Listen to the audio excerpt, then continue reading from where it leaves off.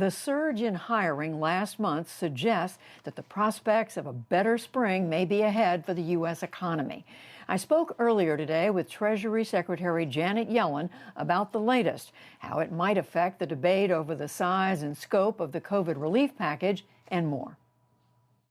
Secretary Yellen, thank you very much for joining us. You are going to be briefing the president this afternoon on the state of the economy. There was an unusually strong report today for unemployment in the month of February. Does that tell you the recovery is coming sooner than expected? When do you think we could have a full recovery?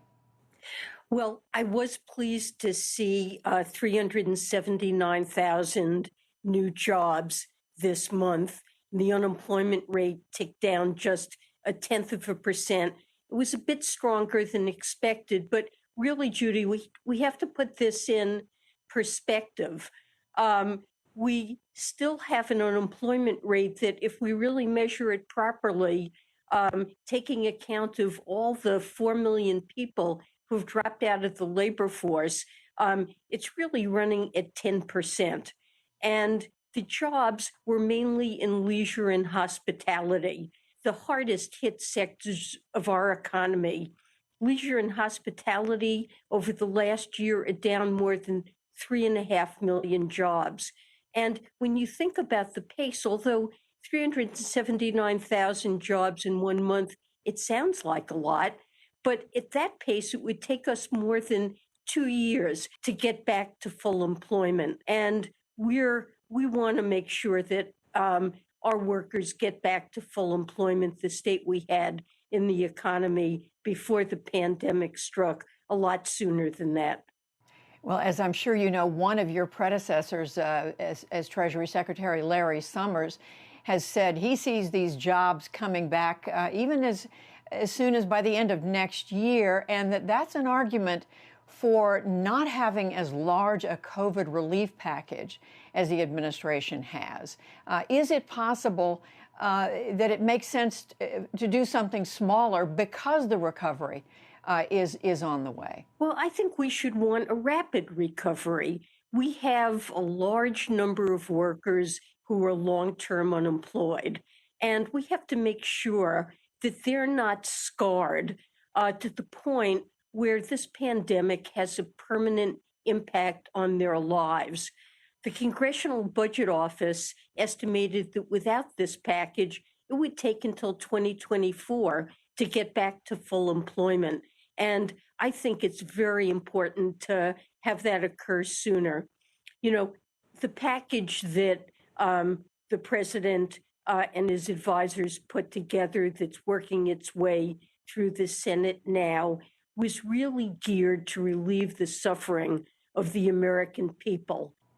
So there are some projections out there that I know you've heard that the economy could even grow at a rate as high as 7 or 8% this year.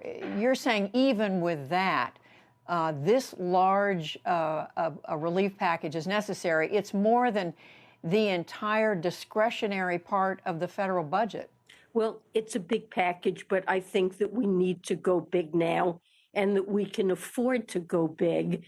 And the most important thing is to get our economy back on track and help people get their lives back in order to make sure that this pandemic doesn't permanently scar our workforce. And I think this is what we need. I'm hopeful that next year, with a package of this size, we can be back at full employment. And, you know, remember, Judy, before, people talk about inflation risk. We had a 3.5% unemployment rate before the pandemic struck.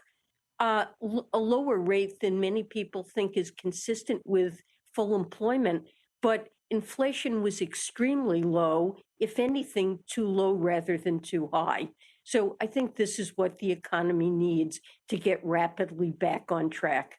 And I did want to ask you about that because yesterday, as you know, the chair of the Federal Reserve, Jerome Powell, said that, yes, there may well be inflation once this recovery gets underway, but that the Fed has tools to get it under control. Even with that, the markets reacted negatively. They don't seem to believe, they don't seem to have the concern that inflation can be kept under control. Well, I don't see that the markets are expecting inflation to rise above the 2% objective that the Fed has as an average inflation rate over the longer run. Long-term interest rates have gone up some, but mainly, I think, because market participants are seeing a stronger recovery as we have success with getting people vaccinated and a strong fiscal package that's going to get people back to work. And of course, the Fed does have tools to address inflation if it becomes a problem, but I don't believe it will, and I don't see markets or most forecasters worrying about that. So the rising interest rates don't concern you? I think they're a sign that the economy is getting back on track, and that market participants see that, and they expect a stronger economy. And instead of inflation lingering below levels that are desirable for years on end, they're beginning to see inflation get back to a normal range around 2%. I do want to come back to something that you've touched on, Secretary Yellen, and I know it's something you've spent a lot of time thinking about and focusing on, and that is inequity, inequality in this country, the enormous gap between the 1% and the other 99%, the wealth gap in this country. What are the one or two things that the Biden administration can do to address this? And is one of them, frankly, the federal minimum wage, which has just had to be pulled out of the COVID relief package? Well, I think the minimum wage is part of addressing those inequities, and President Biden is strongly committed to a $15 minimum wage. It looks like because of Senate rules, it can't be included in this package, but it's something he's going to be pressing for in other legislation going forward. But when we've recovered from the pandemic, that's an important first step. But we need to do a lot to rebuild the American economy and to address the inequities that you mentioned, and also to address the grave threat of climate change.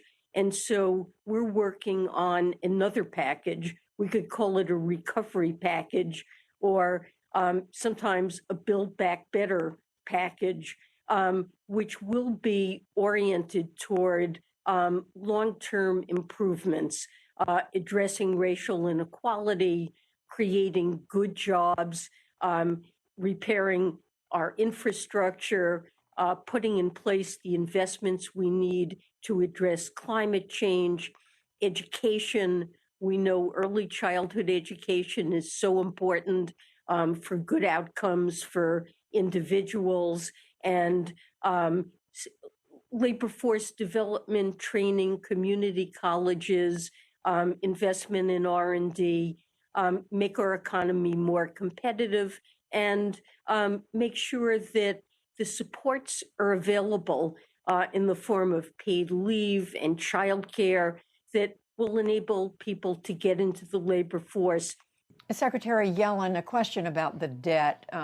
President Biden inherited a huge debt for this country. The decisions that he and other presidents are making mean that it's going to be even more huge in years and decades to come. We're seeing dire forecasts from the Congressional Budget Office, from other organizations.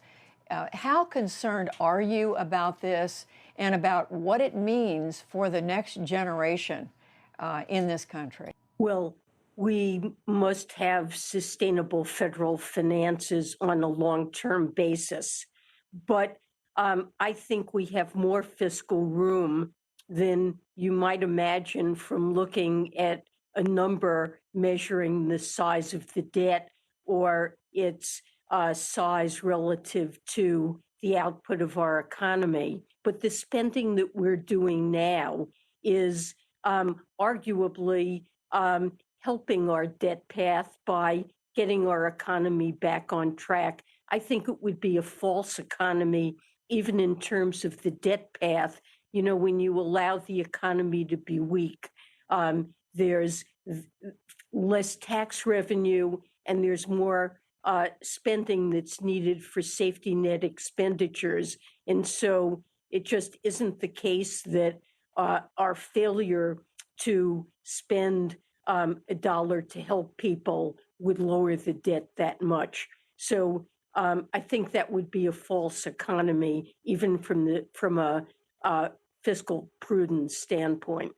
Secretary Yellen, thank you very much for joining us. We appreciate it. My pleasure. Thank you, Judy.